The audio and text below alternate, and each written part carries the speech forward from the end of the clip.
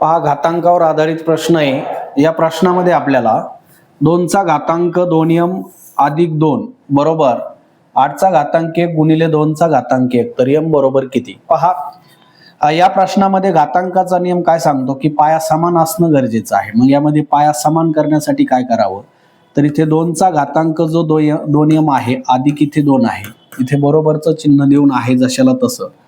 हे जे 8 आहेत हे वेगळे आहेत, हे 2 आणि हे 2 सारखे आहेत बरोबरच्या डावी आणि उजवीकडे। मग या ठिकाणी लक्षात ठेवा 2 चा घातांक 3 केला असता आपल्याला 8 किंमत मिळत असते, म्हणून 2 चा घातांक 3 करावा म्हणजे 8 मिळतात। वरती त्याचा घात 1 आहे तो इथे द्यावा, गुणाकाराचं चिन्ह 2 चा घातांक 1। पहा, इथे आता घाताचा घात तयार झाला, म्हणून इथे पाया समान करण्यासाठी याचा घात जर केला असता 2 चा घातांक 2m अधिक 2 बरोबर इथे हे जे आहे हे 2 चा घातांक 3 गुणिले 1 करावा म्हणजे घाताचा घात, म्हणजे 2 चा घातांक इथे 3 येईल आणि गुणिले 2 चा घातांक 1 येईल।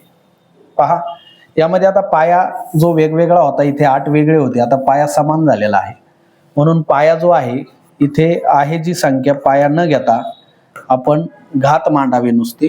इथे गुणाकाराचं चिन्ह आहे आणि 3 मध्ये 1 अधिक करावा, म्हणून 2m अधिक 2 बरोबर हे 4 करावे। पहा, आपल्या एक लक्षात आलं असेल की बरोबरच्या डावीकडे आहे तो घात मांडला, उजवीकडे या ठिकाणी आहे तो घात घेऊन आपण घातांकाचा पहिला नियम वापरला। पाया समान असताना मध्ये गुणाकार जर असेल तर घातांकी संख्यांची बेरीज होत असते, म्हणून ती 4 बेरीज मांडली आपण।